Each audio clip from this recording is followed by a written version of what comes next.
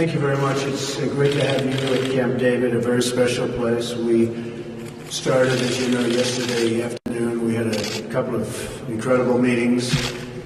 It's a feeling here that we don't have in very many places. There was a bonding, there was got a lot of work done, a lot of great work for the people.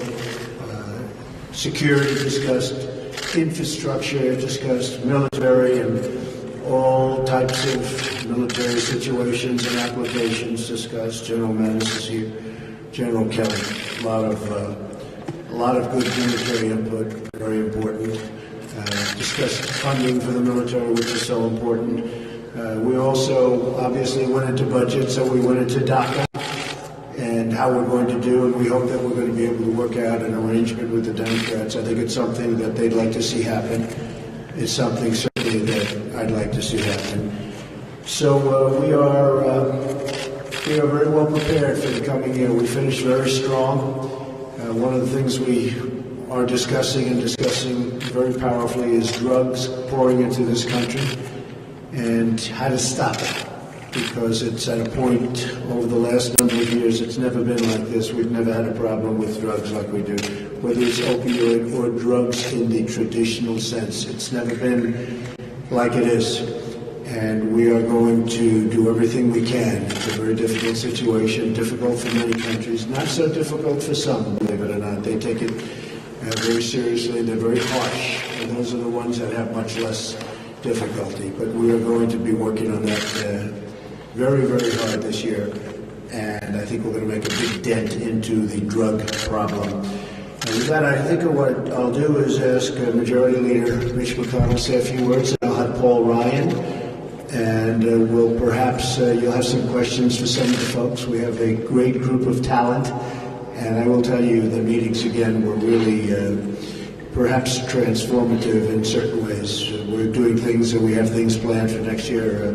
One of the things Mitch said, and he said it very well, was it's going to be tough to beat the year we just left, because what we had last year was something very special, especially to cap it off with the tremendous tax cuts and tax reform. And don't forget Anwar, and don't forget the fact that the individual mandate, such a horrible thing for so many people, was terminated. So it's very, very tough. But I'd like to ask Mitch to come up and say a few words.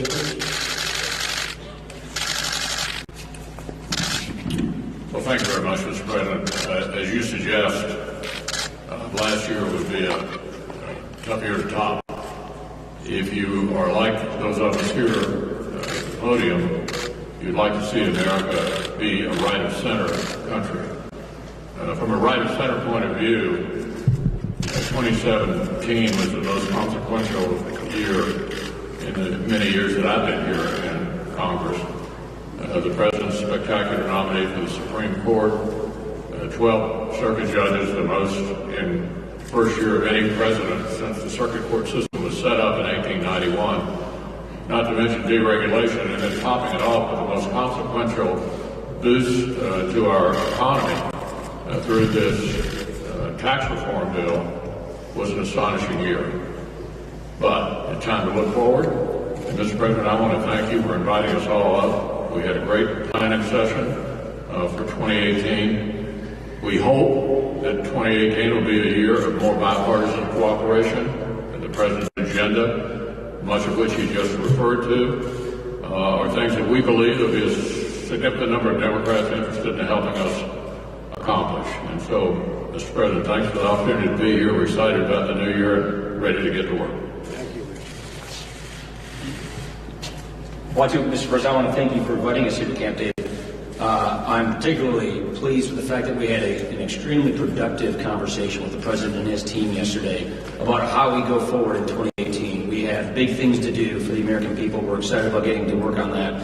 And as both the President and the leader said, we had historic achievements in 2017 that we want to build on. Historic achievements that we believe will get our economy growing much faster. And what we want to work on in 2018 is making sure that everyone enjoys the economic growth that's to come. We have people who are sidelined in society that need to get out of poverty and into the workforce. So we want to focus on making sure that we can close that skills gap, that opportunity gap so that everyone can get the kind of life and the career that they can get in this country, that tap their potential. We've got issues such as infrastructure that we want to attend to. We want to make sure that Secretary Mattis and our military have the tools and the resources that they need to keep us safe. So we have a very bold agenda for 2018. We think this agenda is one that will appeal to everyone in between Democrats and Republicans, independents. And so we're excited about the progress that's already been made, and we're very excited about what we have in store for us for 2018. Thank you. Thank you, Paul. Mike?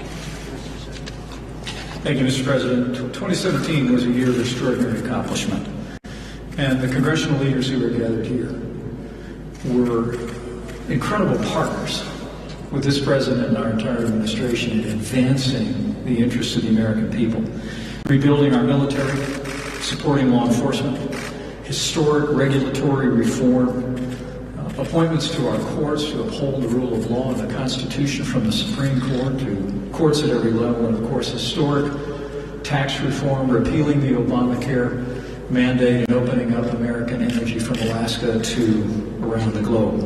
The President's policies have been achieving extraordinary results.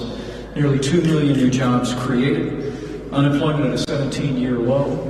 Our economy is already growing at a pace that most economists didn't predict would happen for years, 3%, and we're looking to exciting predictions for 2018. But as the President said at the close of 2017, we're just getting started. The President convened the congressional leadership gathered here with members of our cabinet to outline the President's priorities for the coming year. Those include a budget agreement, an investment in our military to truly rebuild and make the strongest military in the world even stronger still. Immigration reform and enforcement, the construction of a wall and border security, as well as dealing, as the President just said, with the issue of DACA. We truly do believe that there are opportunities after our discussions this weekend for bipartisan work on a broad range of issues, from infrastructure to workforce to vocational education. And I can say I'm even more confident after this weekend's discussion that with the President's leadership and with the strong leadership in the Congress, we're going to keep delivering for the American people in 2018. We're going to create a stronger, more prosperous America.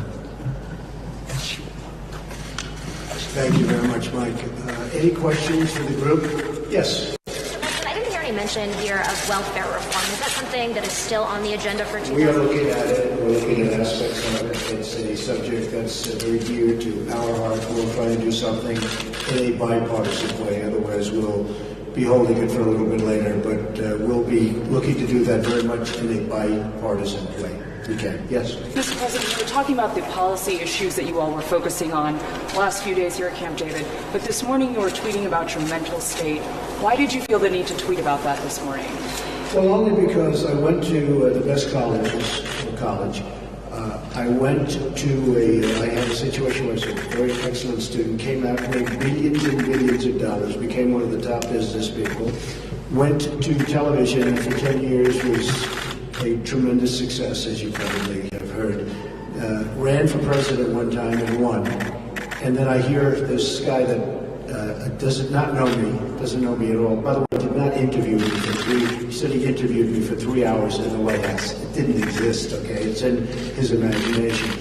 And what I was heartened by, because I talk about fake news and the fake news media, was the fact that so many of the people that I talk about in terms of fake news actually came to the defense of this great administration and even myself, because they know the author and they know he's a fraud.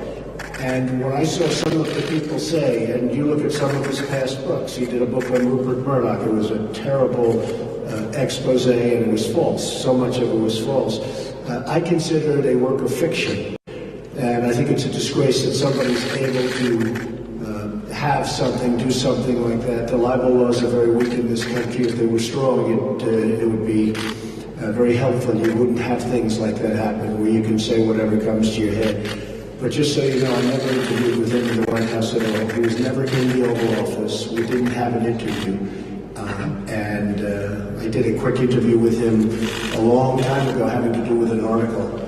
But I don't know this man. I guess Sloppy Steve brought him into the White House quite a bit. And it was one of those things. That's why Sloppy Steve is now looking for a job. Okay, who else here? Just to Yes. follow up, Yes. well, Mr. President, the meetings now between South Korea and North Korea, the discussions, Good work, sir. I was going to ask, are you comfortable that this will remain just about the Olympics? Are you? Well, I think so. I spoke with the president, as you know, with President Moon of South Korea. He thanked me very much for my tough stance. And, for 25 years, they haven't been using a tough stance. They've been giving everything. When you look at what Bill Clinton did, and you've seen the famous clip where Bill Clinton wants to give him everything, and where I said years ago with Russell, Meet the Press, many years ago, I talked, I don't think anything's changed. You have to have a certain attitude, and you have to be prepared to do certain things, and I'm totally prepared to do that. But President Moon called me, and we had a great discussion a couple of days ago, and he thanked me very much, and I hope it works out. I very much want to see it work out between the two countries. I'd like to see them getting involved in the Olympics, and maybe things go from there. So I'm behind that 100%. He actually thanked me. He said, a lot of people have written that without my rhetoric and without my tough stance, and it's not just a stance. I mean, this is what has to be done, if it has to be done, that they wouldn't be talking about Olympics, that they wouldn't be talking right now. Are you comfortable that they're not also taking the conversation beyond the Olympics while he? Well, I hope they do. I hope they do. I'd love to see them take it beyond the Olympics. We have a very good relationship with South Korea. I would love to see it go far beyond the Olympics. Absolutely. And at the appropriate time, we'll get involved. But I like the idea if they're dealing with the Olympics, that it should be between those two countries. Yes, sir. Mr. President, did you ask the White House counsel to ask Attorney General Sessions not to recuse himself from the Everything Russian I've done was investigation? 100% proper. The story, by the way, at the Times was way off, or at least off. But everything that I've done is 100% proper. That's what I do, is I do things proper. And, I guess the collusion now is dead, because everyone found that after a year of study, there's been absolutely no collusion. There's been no collusion between us and the Russians. Now, there has been collusion between Hillary Clinton, the DNC, and the Russians. Unfortunately, you people don't cover that very much. But the only collusion is between Hillary and the Russians, and the DNC and the Russians, and one of those things. Okay, any other questions? In what way was the New York Times story off? You'll find out. But the story was over. Do you stand by Jeff What? Sessions as your Attorney General? Yes, I do. And will Gary Cohn continue to remain? I hope so. Where's Gary? He was here. Right there. Gary, come here. Did you hear the question, Gary? In this beautiful hangar that's freezing? I did not, sir. They said, will Gary Cohn continue or remain in the administration? I said, I hope so. Now, if he leaves, I'm going to say, I'm very happy that he left, okay? All right? Come here, Gary. Are you happy, Gary? You just missed a very big bill. I think he's pretty happy. Yes, I'm happy. How's that? Gary, hopefully we'll be staying for a long time. Yes, ma'am. Just to follow up on the conversations between North Korea and South Korea, are you willing to engage in phone talks with Kim Jong-un right now? Sure. I always believe in talking. Do you think But that we have a very firm stance. Look, our stance, you know what it is. We're very firm. But I would be, absolutely, I would do that. No problem with that at all. so no prerequisites to coming to the table and talking with him? That's not what he said. It's not what I said at all. Look, right now they're talking Olympics. It's a start. It's a big start. If I weren't involved, they wouldn't be talking about Olympics right now. They'd be doing no talking, or they would be much more serious. He knows I'm not messing around. I'm not messing around. Not even a little bit. Not even 1%. He understands it. At the same time, if we can come up with a very peaceful and very good solution, we're working on it with Rex, we're working on it with a lot of people. If something can happen and something can come out of those talks, that would be a great thing for all of humanity. That would be a great thing for the world. Very important. Okay? Yes, sir. Do you plan on involving yourself in Republican primaries? Yes, I'll be very much involved. In fact, that's one of the reasons, hard to believe, my poll numbers have gone way up. You'll have to explain that to me someday. But I will tell you, they've been explaining it to me, but they want me to be involved, and we're going to be very involved. In fact, not only with the Senate, also with the House. And protecting incumbents, or will you... Protecting incumbents and whoever I have to protect. Look, You have we need more Republicans. We have to have more Republicans. With that being said, I think we're going to go bipartisan. I think we're going to have some really great bipartisan bills. But we need more Republicans so that we can really get the rest of the Make America Great Again agenda passed. And so I will be actually working for incumbents and anybody else that has my kind of thinking. And I think that's going to happen. We're going to make a lot of trips. We'll be very involved. I think you folks are going to be very happy because you're going to be doing a lot of traveling. That includes some challengers to incumbents, too? I don't see it. I don't see that happening. I don't see that happening at this moment. No, I think they've sort of scattered. We had somebody that lost us, the state of Alabama, and I think, as far as I'm concerned, that was a shame that that was lost. It should never have been lost. And you have to look. With it all being said, we have the right policy. We have the right everything. You still need a good candidate. If you don't have a good candidate, you're just not going to win. So we should have never lost Alabama. It shouldn't have happened. Okay. Any other questions? Yes, ma'am. Mr. President, can you lay out? I know that you guys released a very long list of requirements, things that you wanted to see on immigration tied to a DACA fix. Can you explain to us right now? Well, I can just say some of the basics. I can say some of the basics. We want the wall. The wall's going to happen, or we're not going to have DACA. We want to get rid of chain migration. Very important. And we want to get rid of the lottery system. In addition to that, we want some money for funding. We need some additional border security. These are great people, and we need some border security. We need ICE. But we want to make sure that in terms of what we want, and we want DACA to happen. We all, everybody, I think I can speak for everybody. We want John Cornyn from Texas. We all want DACA to happen. But we also want great security for our country. So important. We want to stop the drugs from flowing in. Very important. So we have to get rid of the visa lottery. You know, the lottery is a disaster. They give you people, in fact, as you know, the person on the West Side Highway that killed 8 people and so badly injured, legs and arms, so badly injured, many more. They came in through the lottery system. And remember this, the lottery is just common sense. They're not sending us their finest, okay? When somebody gets picked in the lottery, we're not getting the best people. So we have to get rid of the lottery system. We have to get rid of chain migration. We have to have the wall. Do you want the lottery and the chain migration aspects in that same piece of legislation? I think it should be in the same legislation, yes. And I think, frankly, the Democrats feel strongly about it, too. I mean, Chuck Schumer is New York. He saw somebody that came in through the lottery system. He saw this man kill 8 people on the West Side Highway that he knows very well and he loves, like I do.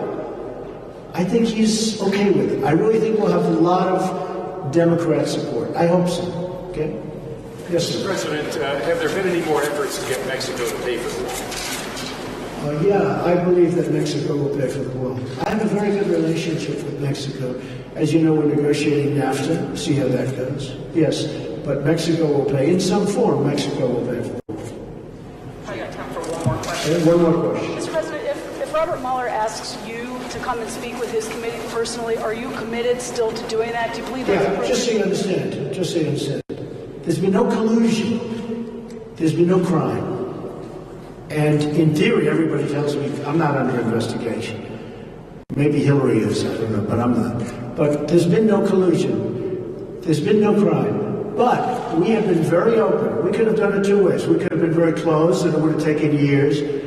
But, you know, sort of like when you've done nothing wrong, let's be open and get it over with. Because honestly, it's very, very bad for our country. It's making our country look foolish. And this is a country that I don't want looking foolish. And it's not going to look foolish as long as I'm here. So we've been very open, and we just want to get that over with. Okay, anybody else? I think we're set. Thank you very much. I appreciate it. Thank you. Thank you very much. Appreciate it.